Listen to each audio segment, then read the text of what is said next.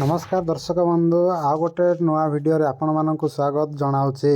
तो चलतु वीडियोटा को देखा कटी बाहा पर मिछ कहते पुणी बाहा नुआ दिल्ली निजको आईएएस रे परिचय दे बाहरले यौतुक 15 लाख पाखापाखि नेले तथापि मन बुझिलानी स्त्री को बिकिबा को योजना कला दलाल स्वामी विवाहर मात्र दिन केउटारे स्वामीर असल रूप को जानी स्त्री परिवार लोके झील को उद्धार करिथिबा बेले ठकस्वामी नारे अभियोग करिछंती।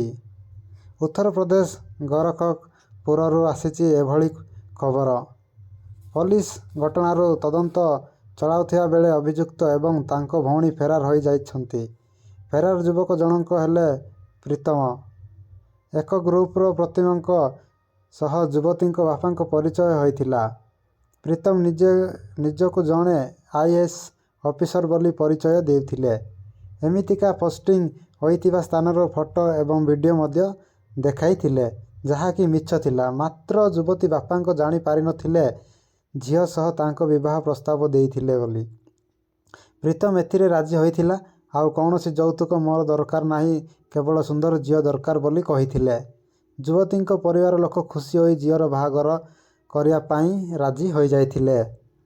निर्बंध समय प्रीतम 10 लाख टंका एवं तिलक समय 5 लाख टंका नेइथिले। यह केवल खर्च पाई बोली कहिथिले। यह सह झियोर परिवार लोक 15 लाख टंका विवाह खर्च करथिले।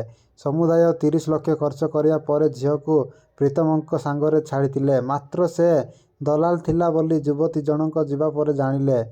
से तांको सह दुष्कर्म करिथिबा बेले बिकिया पाई योजना करिथिबा से जानि पारिथिले। गोआर बिकिया पाई योजना करिथिबा जानिथिले। परिवार लोकंक खबर देबा परे सेमान पुलिस सहायतार एक बंद घर उद्धार करथिले। सेपटे अभियुक्त एवं तांको भौणी फेरार होई जाइथिले।